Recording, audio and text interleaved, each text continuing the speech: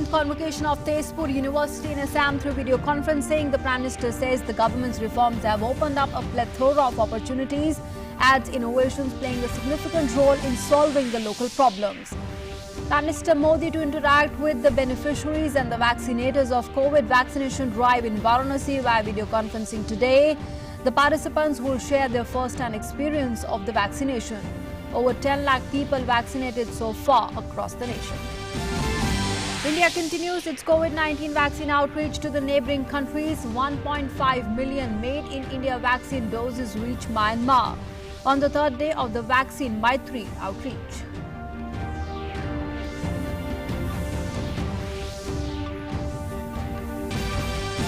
Government and the agitating farmer unions to hold next round of talks today. The farmer unions had yesterday rejected the government's offer to suspend the implementation of the 3 farm laws for 12 to 18 months.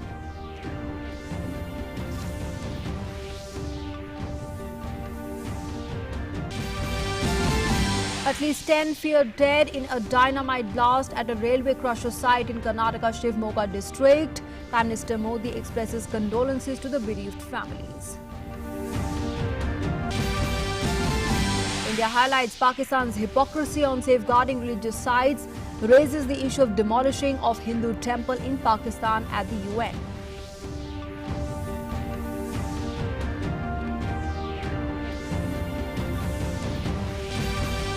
And the newly appointed White House Press Secretary Jen Psaki gives out her first official reaction on the IndiaUS ties, says President Biden respects and values the long bipartisan successful relationship between India and the US.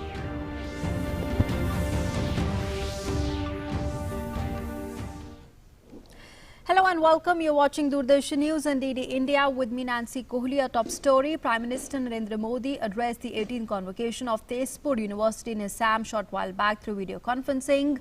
1,218 students who passed out in 2020 were conferred degrees and diplomas today. Now, among the degree recipients, 48 toppers of various undergraduate and postgraduate programs were awarded the gold medals.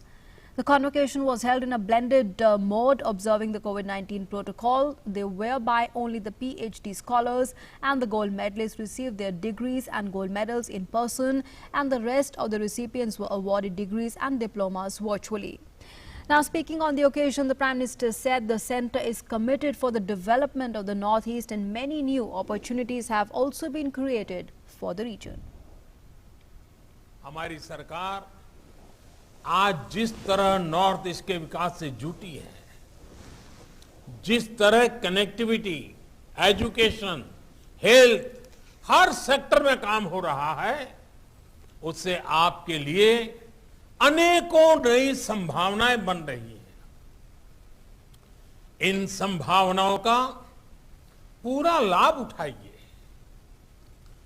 आपके प्रयास ये बताते हैं कि आप में क्षमता भी है, नया सोचने, नया करने का सामर्थ्य भी है।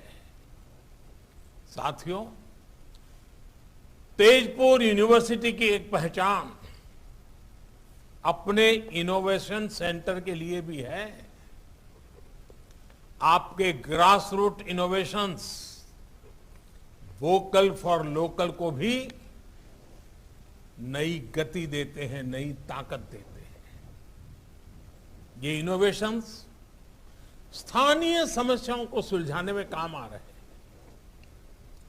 जिससे विकास के नए द्वार खुल रहे हैं। And Prime Minister Modi also appealed to the students to utilize their skills and innovation for development of the region and the country.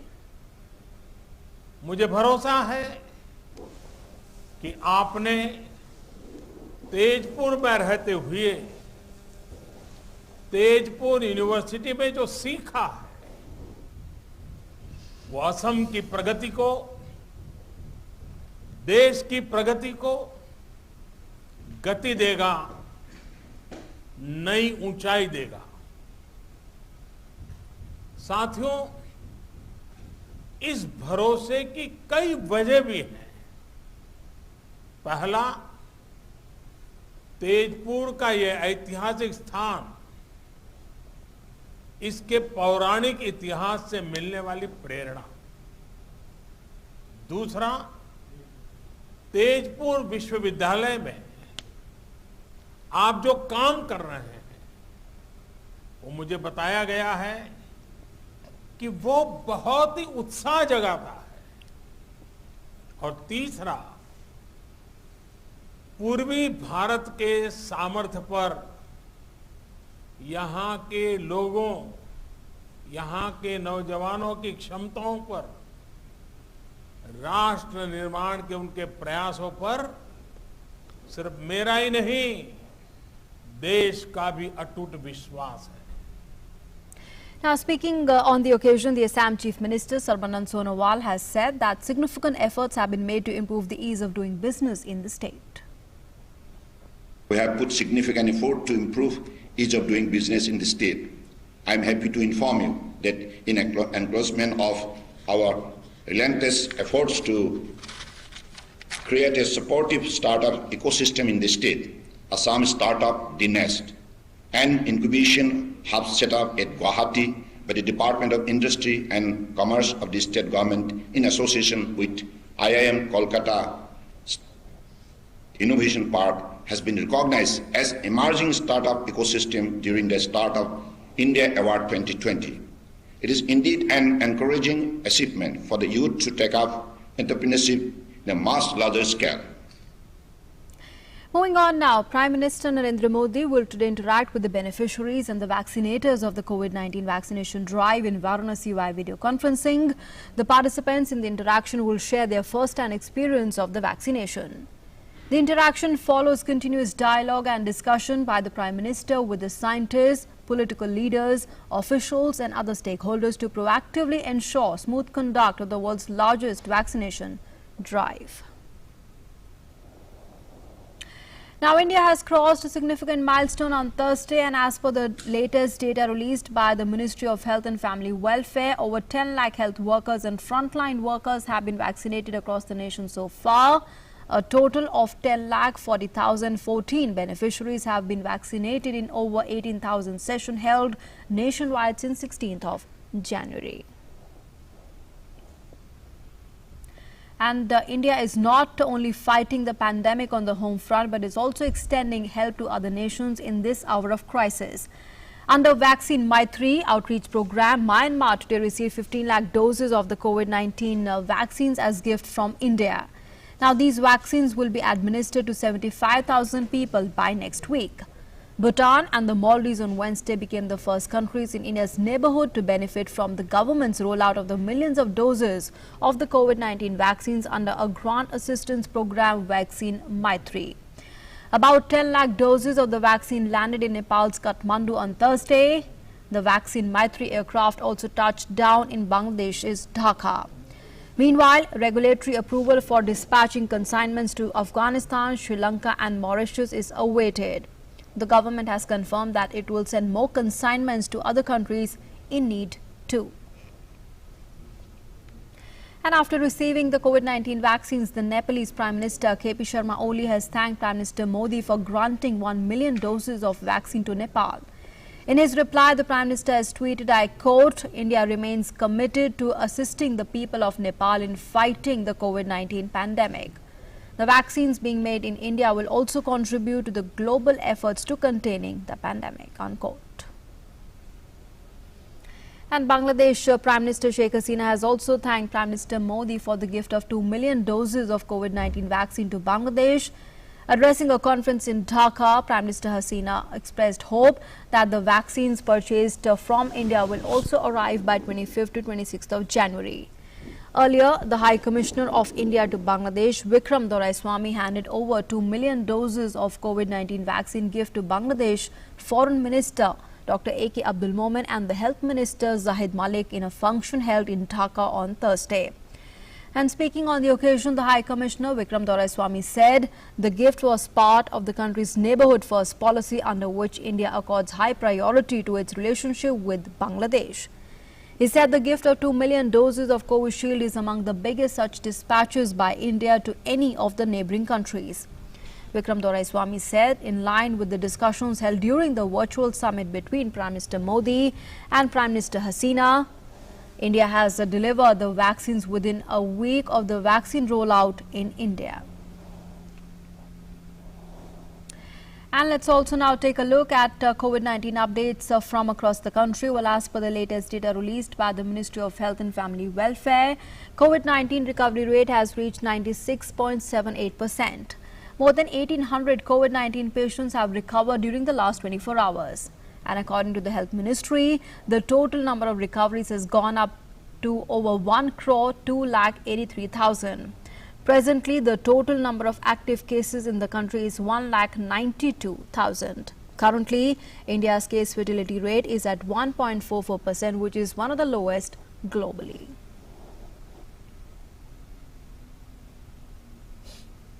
And India has crossed yet another milestone as it has crossed significant number of tests.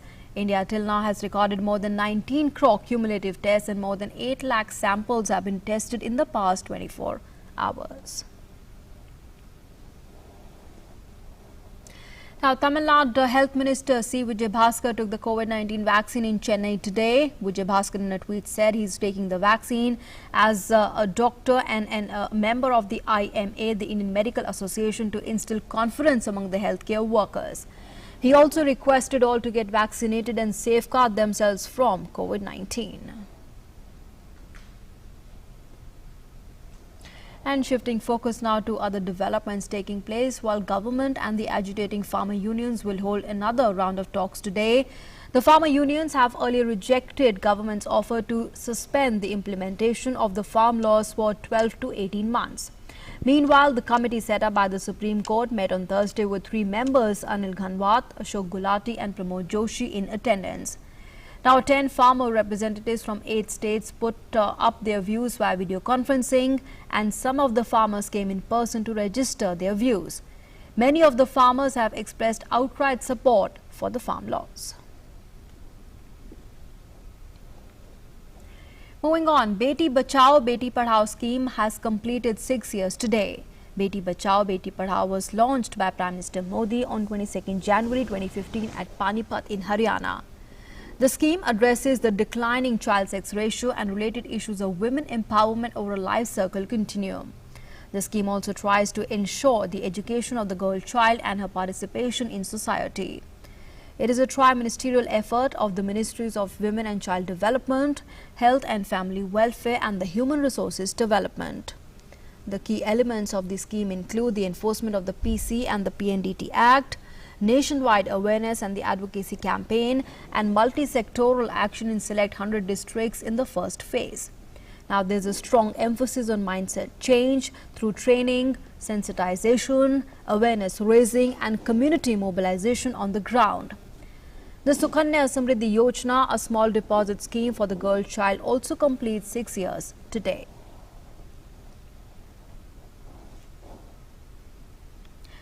In a tragic incident, at least 10 people are feared dead in a dynamite blast at a stone mining quarry in Karnataka Shivamogga district. The accident took place at a railway crusher site in Shivamogga district's Abalagere Taluk. The 10 feared dead were all the labourers and said to be residents of Bihar. According to reports, the incident took place when a blast rocked a lorry carrying gelatin sticks and other explosives. Prime Minister Modi has expressed grief over the tragic incident and condoled the loss of lives in Shivamogga. The Prime Minister has wished speedy recovery for the injured, and the Prime Minister's office in a tweet has said, I quote, the state government is providing all the possible assistance to the affected, unquote. And several top officials had reached the spot to monitor the rescue operations. According to an eyewitness account, the accident occurred in high intensity. 10:30 PM को एक blast हुआ, double sound आया और इसमें इधर हमारा गांव surrounding में एक कोरे है, कोरे मतलब क्रशर कोरे भी है और उसको डेली आवाज़ होता रहता है और ये स्टार्ट 10:30 PM का आवाज़ वो बहुत ज़्यादा था और हमारा गांव का लोग भी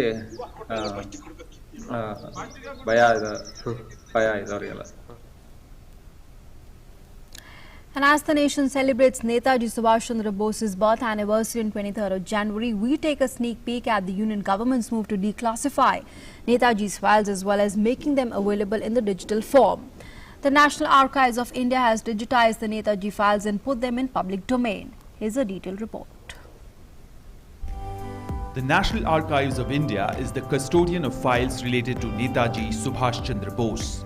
The archives has all the historical documentation related to Netaji. In the year 2015, the Union government led by Prime Minister Narendra Modi had announced the decision to declassify all files related to Netaji and make them accessible to the public. And the move of declassifying files started with the first lot of 33 files handed over by the Prime Minister's office to the National Archives. Subsequently, more declassified files related to Netaji were transferred from the Ministry of Home Affairs, Ministry of External Affairs and the PMO. As a first step, digital copies of 100 files related to Netaji were released in the public domain by Prime Minister Narendra Modi on 23rd January 2016. The National Archives has subsequently released digital copies of 200 declassified files. In total, nearly 300 files in 7 batches are now in the public domain in digital form. 4 दिसंबर से files जो है राष्ट्रीय अभिलेखागार को transfer होने लगे और धीरे धीरे टोटल ऑफ 303 फाइल राष्ट्रीय अभिलेखागार में आए. जैसे सबसे ज्यादा जो फाइल थे वो थे विदेश मंत्रालय से 199 टोटल. उसके बाद फिर MHA से 67 फाइल थे. सबसे कम थे कैबिनेट सेक्रेटेरिएट से, वहाँ से 9 फाइल आए थे और PMO से भी कुछ फाइल्स आए थे. The declassification of files related to Netaji has resulted in fulfilling the long-standing public demand to access these files as well as facilitate scholars to carry out further research on Netaji Subhash Chandra Bose. Rishi Kumar's report for DD India. Moving on now, India has raised the demolition of Hindu temple in Pakistan at the UNGA and highlighting the great irony that Pakistan co-sponsored resolution on safeguarding religious sites when rights of minorities are being emasculated. India also reiterated that it's a matter of great irony that Pakistan, where the most recent attack and the demolition of a Hindu temple took place, is one of the co-sponsors of the resolution under the agenda item Culture of Peace. The resolution cannot be a smokescreen for countries like Pakistan to hide behind it. India also pointed out that most recently in December last year, a historic Hindu temple was attacked and set on fire by a mob in the town of Karak in Pakistan with explicit support and connivance with the law enforcement agencies, which stood as mute spectators while the historic temple was being razed.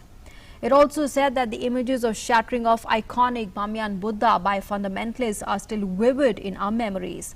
India added that terrorist bombing of Sikh Gurudwara in Afghanistan, where 25 worshippers were killed, is another example of this vulnerability. India made sure to emphasize that due to growing terrorism, the violent extremism, radicalization and intolerance, religious sites and cultural heritage sites remain vulnerable to terror acts and destruction.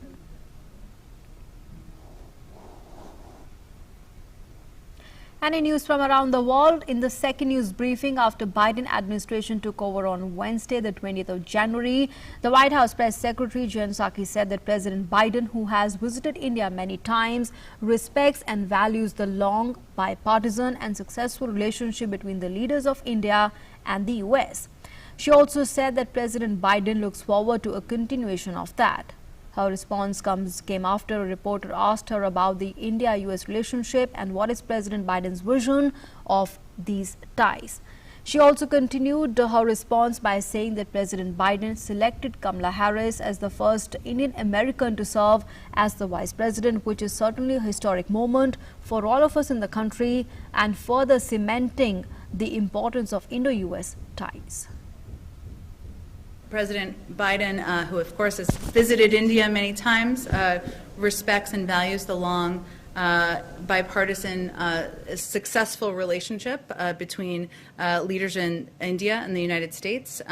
He looks forward to a continuation of that. Obviously, he selected and yesterday she was sworn in, the first Indian American to serve as president or vice president. It's certainly a historic moment for all of us in this country, but a further, cementing of the importance of our relationship. Now, Google has said it would block its search engine in Australia if the government proceeds with the new code that would force it and Facebook to pay the media companies for the right to use their content. And Google's threat escalates a battle with the publishers. It is News Corp that is being closely watched around the world.